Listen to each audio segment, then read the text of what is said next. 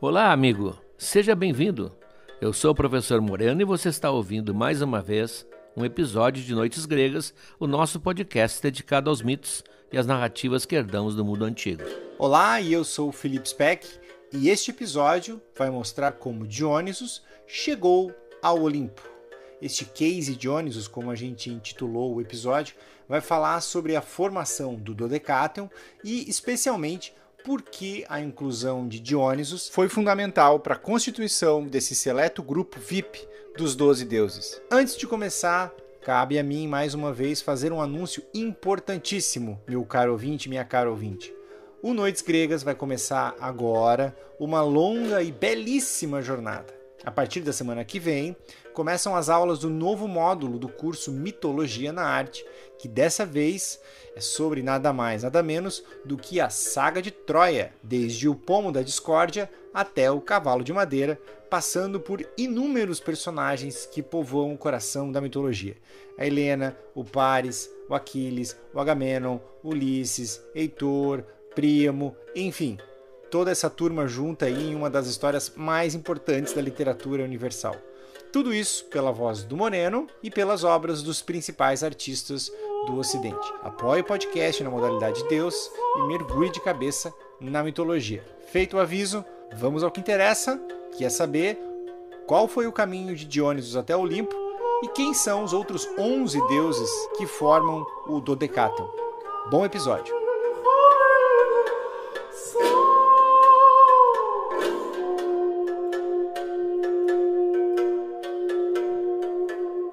Como vimos principalmente no episódio anterior, a grande preocupação do Dionysos era conquistar o seu lugar no Olimpo.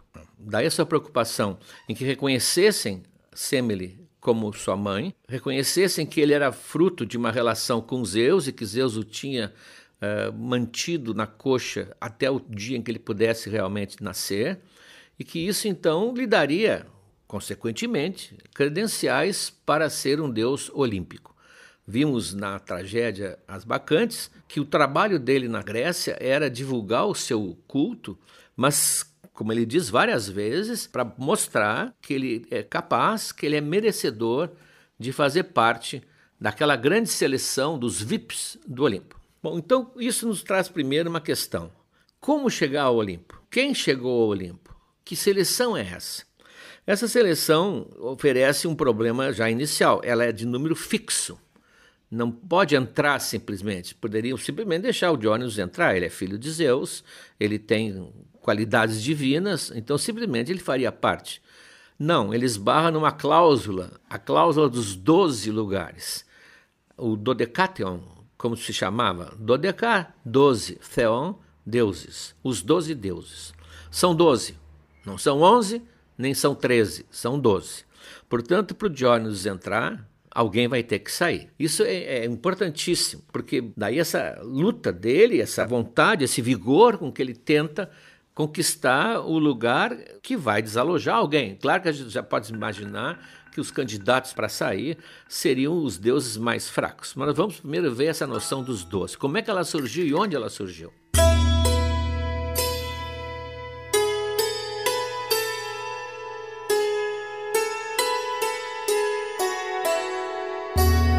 O primeiro registro importante de serem 12 é quando o Pisístrato, em Atenas, mais ou menos em 520 e poucos antes de Cristo, ele coloca, faz um altar importantíssimo no centro de Atenas, o altar dos 12 deuses.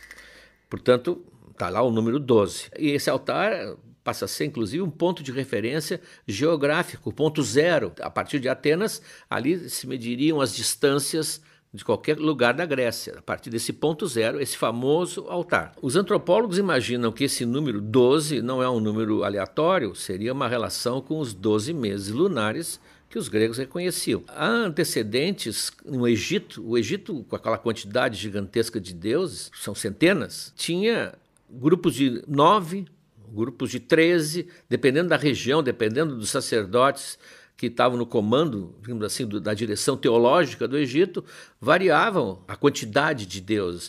A Grécia não teve essa profusão divina e, pelas histórias que a gente tem contado e as histórias que nós vamos contar, a gente vê que os mais importantes, mais ou menos, nós conhecemos. Não são só 12, mas os mais importantes nós conhecemos. Talvez o ponto mais claro em que isso apareça é no hino de Hermes, que nós vimos quando vimos o episódio de Hermes, quando ele rouba aquele gado de Apolo, esconde lá num bosque obscuro e mata uma res e assa essa res.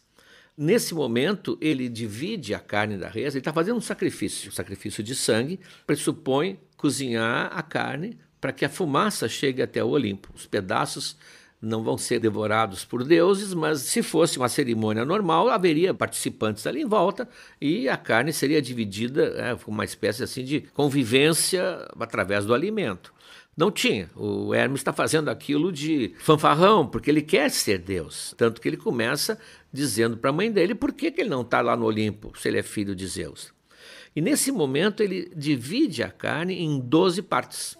Exatamente deixando o número exato dos deuses que estão lá no Olimpo, eles incluindo, é claro, que estariam ali naquele momento repartindo aquele sacrifício. Então, esse número 12 ele vai se repetindo e termina se fixando.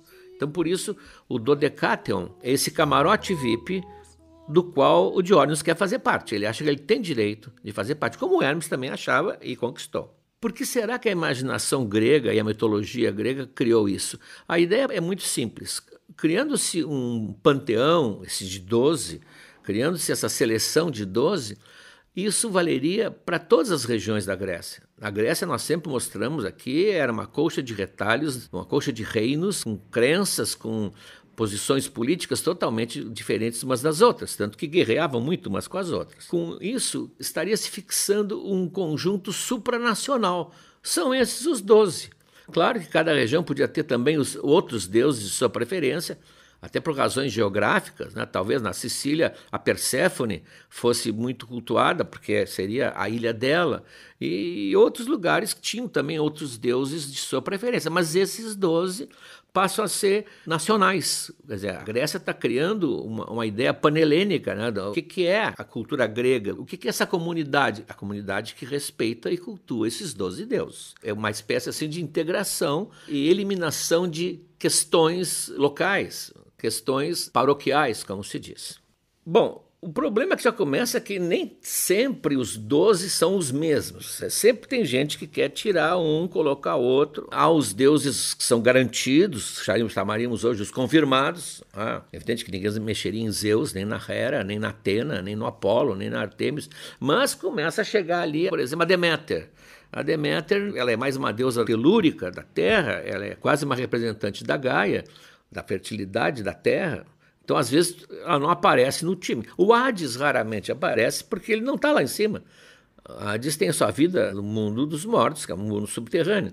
A Perséfone, para começar, não existe grande atuação da Perséfone como deusa. Ela é mais como vítima daquele sequestro por parte do Hades, e depois ela passa a ser uma interlocutora com aqueles que vão até o mundo dos mortos. Todo mundo que desce ao mundo dos mortos termina falando com a rainha, que é muito simpática, é uma Grace Kelly, assim, mas ela não tem estofo, então ela não aparece nos 12. O Ares, em algumas regiões, ele é retirado, aquela antipatia contra o Ares, mas no fundo, nós temos um grupo raiz. Primeiro nós temos 5 dos 6 irmãos primitivos, os filhos de Crono.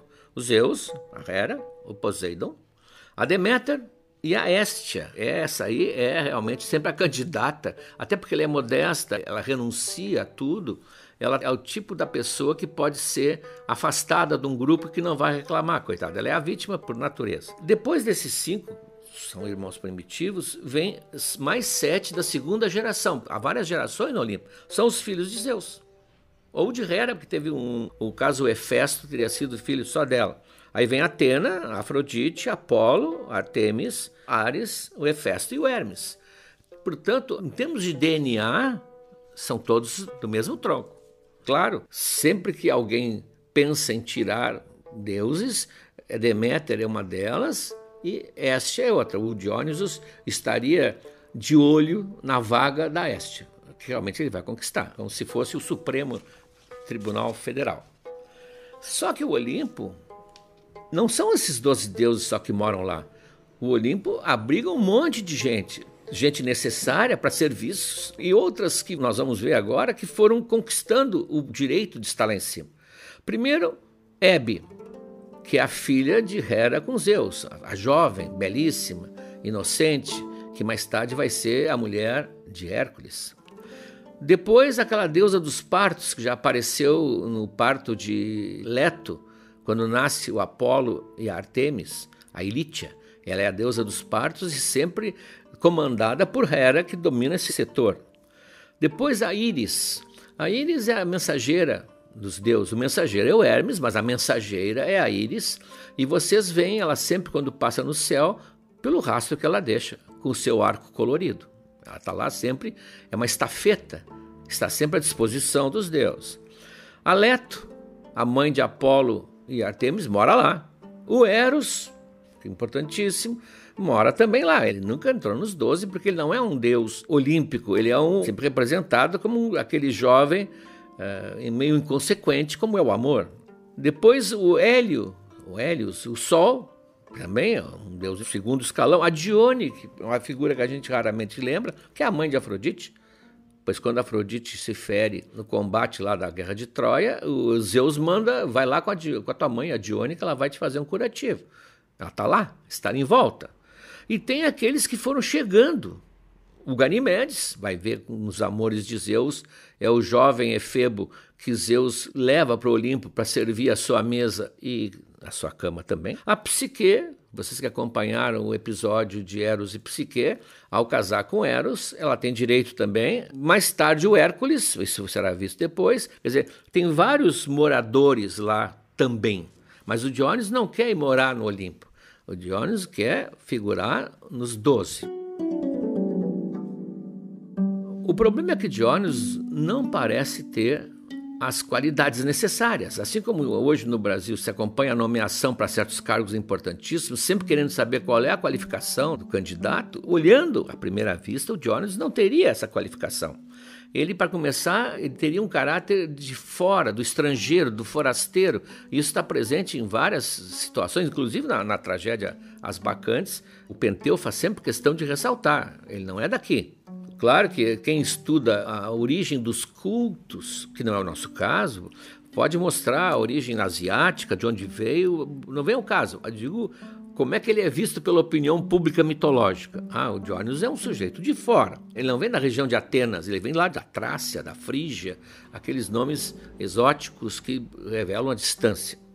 O caráter patriarcal do Olimpo, isso a gente fala desde o início. A nova ordem, está no primeiro, segundo episódio, a nova ordem que o Olimpo representa é uma reação do patriarcado contra a antiga religião matriarcal, religião da terra, da Gaia, que teria muito mais fundamento matriarcal, e surge um grupo masculino, embora cheio de deusas também, metade, mas dentro de um protocolo masculino. Zeus é chamado o Zeus Pai, ele é o pai. A família dele é distribuída nos seus cargos, digamos assim. A própria Hera, que é a mulher dele, é irmã dele. Então são irmãos ou filhos ou sobrinhos. É uma família. Aí entra o Diónisos, que também é filho dele, mas que sempre faz questão de ressaltar a mãe.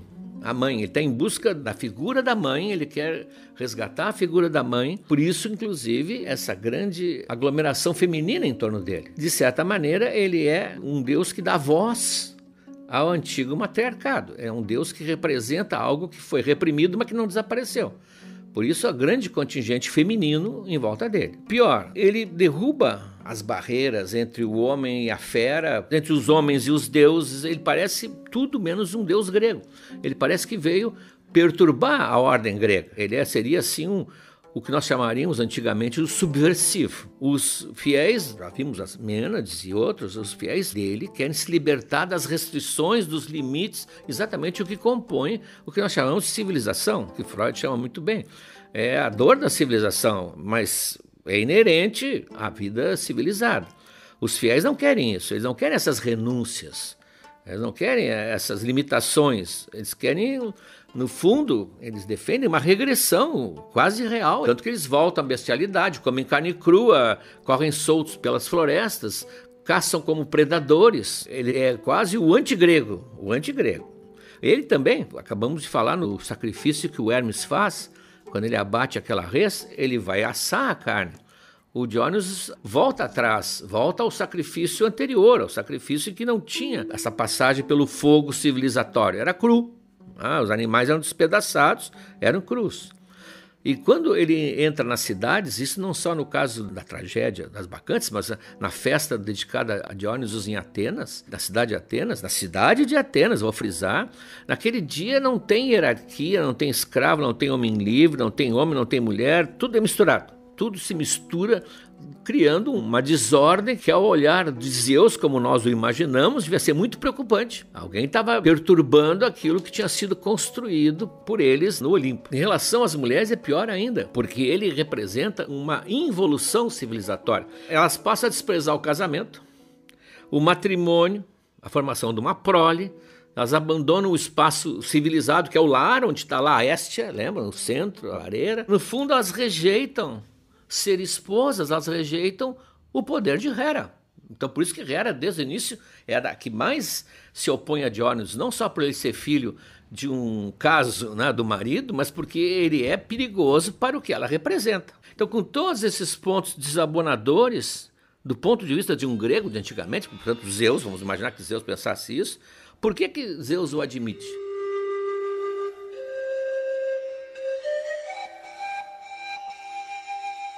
Não vamos dar a Zeus o poder de decidir sobre o que vai acontecer na mitologia. Ele faz parte da mitologia. Foi a imaginação mitológica dos gregos que fez Zeus ser assim e que vai fazer Zeus admitir a presença de Dionysus no Olimpo. Por uma razão muito simples, e por isso que a mitologia grega nos fascina. Eles escolheram, os gregos, organizar os deuses dele como se fosse uma família com todas as tensões, afeições, hostilidades, rivalidades que uma família normal tem. É por isso que a gente se encontra, se vê na mitologia, porque a família divina, a sagrada família, digamos assim, é igual à nossa, como nós temos visto em vários episódios.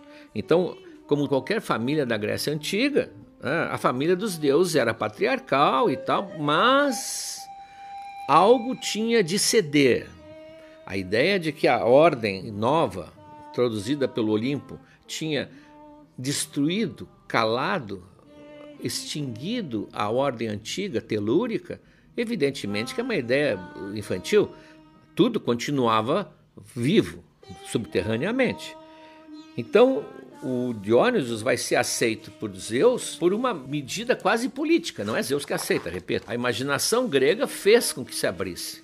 Ele chegou ao poder, na verdade, o Dionysus. O imenso número de seguidores dele forçou a mitologia, o pensamento mitológico, a incorporá-lo de alguma maneira. Ele não podia ser ignorado. No fundo, ele é um fenômeno de audiência, se fosse hoje. Quando os homens reconheceram e testemunharam aqueles milagres que ele fazia, primeiro reconheceram que era um Deus. Só Deus faz aquilo. O Penteu, ele tem alucinações causadas pelo Dionysus. Quando há aquele terremoto, ele sai e se veste de mulher, aquela cena, né, que nós descrevemos. Ele, em certo momento, ele para porque ele está enxergando duas Tebas, dois sóis. Isso é o Dionysus, a sua influência. Então o culto a Dionysus começou a crescer de tal maneira, avassaladoramente, ele provou que é um deus e aí não tem como ignorá-lo. Não tem como ignorá-lo. Um autor francês até diz assim, ele é o vencedor, ele tem direito ao triunfo. Então, o que podia acontecer? Ele tem que ser integrado, ele tem que ser trazido para dentro da família. Veja, a mitologia é fantástica. A mitologia deu até um pretexto para Hera mudar de ideia. Para não ficar chato para Hera, ela vai mudar de ideia. Por quê? Porque surge um incidente, veja, nada surge por acaso. Foi introduzido um incidente que vai dar a Dionysus um prestígio que ele não tinha junto a Hera. Aquele episódio que nós narramos quando o Hefesto, filho rejeitado, dá a Hera um trono especial, um presente feito por ele, e um trono que é uma armadilha que aprisiona a Hera. E ninguém consegue soltá-la de lá. O Ares tenta e volta cabisbaixo, porque foi derrotado pelo Hefesto, que o esperou com tições incandescentes. E aí, nessa história, o Diónisos diz, deixa comigo. Nós vimos aqui, ele desce, traz, deve ser néctar, um vinho divino para o Hefesto, eles tomam algumas e daqui a pouco estão os dois com o braço passado um por cima do ombro do outro e sobem meio cambaleando, mais o Hefesto do que ele, porque ele, Diónisos, não é assim tão fácil na queda, sobem para o Olimpo e ele solta a Hera e tudo fica bem. Por causa disso, lembram, o Hefesto ganha a mão de Afrodite. E o Diónisos, a Hera já não acha ele tão mal assim, porque ele a salvou, então deve ter dito para os Zeus, de noite, quando eles iam dormir, olha, eu não me importo mais que esse jovem venha para cá. É aquela conversa que soluciona tudo. Quando Zeus acena, a candidatura dele é bem vista, a imprensa não vai entrar aqui. Quando Zeus acena pessoalmente para o Diónisos que tudo está se encaminhando para ele finalmente conquistar o seu lugar, ele pede autorização para descer ao mundo dos mortos. Ele vai conversar com o Hades para soltar sua mãe. Ele quer que a mãe, a Semele, volte à vida. E também uns dizem Ariadne, que estaria lá também morta. E ele vai realmente trazer as duas de volta. E quando ele subir ao Olimpo, vai levar as duas com ele. Então ele é assim, é bem meio brasileiro, né? Ele chega lá com a mãe e com a mulher. Já me convidaram, então eu estou aqui, não vai fazer mal, né? Mais duas, ele vai trazer, vão ser mais duas ocupantes do Olimpo. Claro que toda uma má vontade sempre contra Diónisos por parte das forças, até dos autores da mitologia, que veem nisso um fim da ordem grega, o fim daquela serenidade que a gente mais ou menos associa à Grécia. Tanto que a narrativa de como ele chegou ao mundo dos mortos é significativa. Há muitas entradas para o mundo dos mortos na mitologia. Tem mapas, quando nós falarmos do mundo dos mortos, que aliás vai ser o próximo episódio, vocês vão ver que há lugares especiais onde os gregos achavam por aqui se entra, para aqui se sai, geralmente lugares escarpados ou fontes ignotas na montanha. Então ele vai falar com Hércules, porque o Hércules acabou de trazer o Cérbero para o seu 12º trabalho. Quando virmos o Hércules, todo mundo conhece os trabalhos de Hércules, ele vai falar com o Hércules, pergunta para onde é que tu entraste, qual é o melhor lugar, e o Hércules dá uma sugestão que é num lago, no fundo do lago, lá do lado oposto, numa margem, é um lugar por onde se pode acessar o mundo dos mortos. E ele vai e encontra, não tem como atravessar, parece que o Diónisos não nada muito bem, encontra um barqueiro, um pescador, que leva-o lá. E ele pergunta o que ele tem que pagar, ele diz, não, olha, eu quero muito carinho, eu quero muito carinho da tua parte, eu te achei muito bonito, o Diónisos é belíssimo, né? Jovem, belíssimo, e eu queria poder ter uns momentos contigo, assim, ficar de conchinha. Aí o Diónisos, tudo bem, para ele isso não era problema. Mas quando ele volta, o sujeito morreu. O tempo passou, o tempo dos deuses é muito diferente. Então esse mitólogo, esse narrador, que é grego também, é do século III a.C., por ali, ele diz que então o Diónisos, fiel à palavra, pega uma figueira, corta um ramo de figueira, faz com a figueira, ele esculpe um pênis, como se fosse só que não era vibrador, né? Esculpe um pênis e ele vai até o túmulo desse barqueiro, o pescador, e paga a sua dívida. As más línguas existem em toda parte. Bom, vencedor como ele é, ele sobe ao Olimpo, embora também não fique muito tempo lá, mas passa a ser um olímpico. Se tiver crachá, ele tem o crachá do Olimpo. Na verdade, ele é quase um representante da velha ordem. A velha ordem, o Olimpo tem que aceitar isso, porque é um mundo que nunca saiu da gente. É o mundo do inconsciente, como nós vimos, não tem como eliminar isso. E ele é a objetivação assim quase escandalosa dessa parte. Zeus, ele deixou entrar, porque Zeus nunca se pode duvidar da sabedoria de Zeus, porque no fundo é a sabedoria de quem criou o mito. Ele é um elemento subversivo, perturbador, que desagrega, e isso foi visto como um sinal de derrota, que Zeus está ficando fraco. Ele teve que ceder às forças aquelas subterrâneas que ele achava que tinha vencido. Mas nós sabemos que elas nunca perderam a sua força. Então, na peça que nós vimos no episódio anterior, os velho Tiresias e o velho Cadmo fazem questão de dizer para o Penteu que o Diónisos é muito forte, que ele veio e já está aí para ficar. E o conselho que eles dão para o Penteu, e o Penteu não quis ouvir, parece que Zeus ouviu. Aceitar essa novidade, aceitar o Diónisos, tornar o Diónisos um aliado, ou no fundo integrá-lo na família. Zeus era sábio demais para deixar de fora uma parte fundamental da vida humana.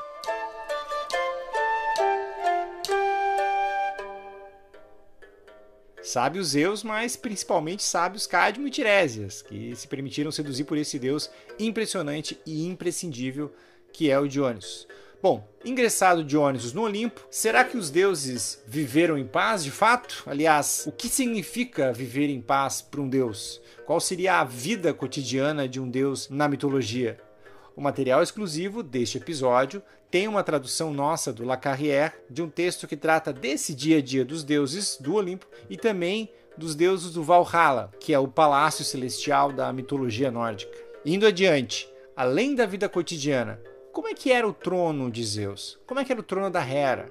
E onde sentava cada um deles? O material exclusivo também traz um texto do famoso classicista Robert Graves, autor de romances e livros de mitologia, uma tradução do Noites Gregas, de um texto que faz um recorrido completo do Olimpo e de seus ocupantes, incluindo o novato Diónisos. Na semana que vem, tem mais uma hora do oráculo, com resposta de perguntas enviadas pelos apoiadores e uma insólita historieta sobre Aristóteles. E também na semana que vem, como eu disse antes, começam as nossas aulas sobre a saga de Troia. Dê um pulo lá em noitesgregas.com.br, apoie o nosso podcast, ajude a manter esse projeto no ar e acompanhe essa fabulosa jornada. Até logo!